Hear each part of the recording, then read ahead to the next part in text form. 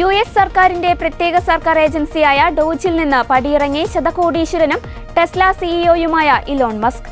ഡോജിലെ തന്റെ സമയം അവസാനിക്കുന്നുവെന്നും ഒരു പ്രത്യേക സർക്കാർ ജീവനക്കാരൻ എന്ന നിലയിൽ തന്റെ കടമ നിർവഹിച്ചുവെന്നും അറിയിച്ചാണ് മസ്കിന്റെ പടിയിറക്കം. ട്രംപ് ഭരണകൂടത്തിലെ കാര്യക്ഷമതാ വകുപ്പിന്റെ മേധാവി എന്ന സ്ഥാനത്ത് നിന്ന് ഇലോൺ മസ്ക് പടിയിറങ്ങുന്നു. ട്രംപിന്റെ ഉന്നത ഉപദേഷ്ടാവെന്ന സ്ഥാനത്ത് നിന്നാണ് പുറത്തുപോകുന്നത്.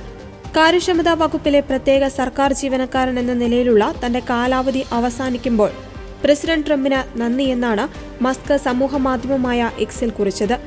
ഡോജ് മിഷൻ കാലക്രമേണ ശക്തിപ്പെടും, അത് സർക്കാരിന്റെ രീതിയായി മാറുമെന്നും മസ്ക് എക്സിൽ കുറിച്ചു.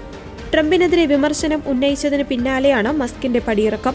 സർക്കാരിന്റെ ക്ഷേമ പദ്ധതികൾക്കായുള്ള തുക കുത്തനെ കൂട്ടാനും ആഭ്യന്തര നികുതികൾ കുറയ്ക്കാനും ലക്ഷ്യമിട്ടിട്ടുള്ള ബില്ലാണ് ട്രംപ് കൊണ്ടുവന്നത്. എന്നാൽ സർക്കാരിന്റെ അധിക ചെലവ് നിയന്ത്രിക്കുവാൻ ആവിഷ്കരിച്ച ഡിപ്പാർട്ട്മെന്റ് ഓഫ് ഗവൺമെന്റ് എഫിഷ്യൻസിയുടെ പ്രവർത്തന ലക്ഷ്യത്തെ തന്നെ തകർക്കുന്നതാണ് ട്രംപിന്റെ പുതിയ ബില്ലെന്ന് മസ്ക് ആഞ്ഞടിച്ചു. അതേസമയം ബിൽ നിരാശാജനകമാണെന്നും യുഎസ് ഗവൺമെന്റിന്റെ സാമ്പത്തിക ഭാരം കുറയ്ക്കുന്നതിന് പകരം കൂട്ടുവാനുള്ള ബില്ലാണിതെന്നും മസ്ക് വിമർശിച്ചു. അതിനിടെ ട്രംപിന് തിരിച്ചടിയായി കോടതി വിധി വന്നു. തീരുവ നടപടികൾ നിയമാനുസൃതമല്ലെന്ന് യുഎസ് ഫെഡറൽ കോടതി വ്യക്തമാക്കി. മറ്റ് രാജ്യങ്ങൾക്കെതിരെ ഏകപക്ഷീയമായി തീരുവകൾ ചുമത്തുവാൻ പ്രസിഡന്റിന് അധികാരമില്ലെന്ന് 3-അംഗ ബെഞ്ച് ഉത്തരവിട്ടു. തീരുവ നടപടികൾ യുഎസ് കോൺഗ്രസിന്റെ അധികാരപരിധിയിൽ വരുന്നതാണെന്നും കോടതി പറഞ്ഞു. അതേസമയം കോടതി വിധിക്കെതിരെ ട്രംപ് സർക്കാർ അപ്പീൽ പോകാൻ സാധ്യതയുണ്ട്. തീരുവ നടപടികൾ 10 ദിവസത്തിനകം നിർത്തലാക്കണമെന്നും ഫെഡറൽ കോടതി ഉത്തരവിട്ടു.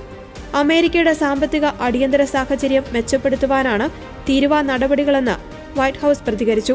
സാമ്പത്തിക അനിവാര്യതയെ തടയുവാൻ തിരഞ്ഞെടുക്കപ്പെടാത്ത ജഡ്ജിമാർക്ക് കഴിയില്ലെന്നും വൈറ്റ് ഹൌസ് വ്യക്തമാക്കി. വിധിക്കെതിരെ അപ്പീൽ നൽകുമെന്ന് യുഎസ് ജസ്റ്റിസ് വകുപ്പ് അറിയിച്ചു.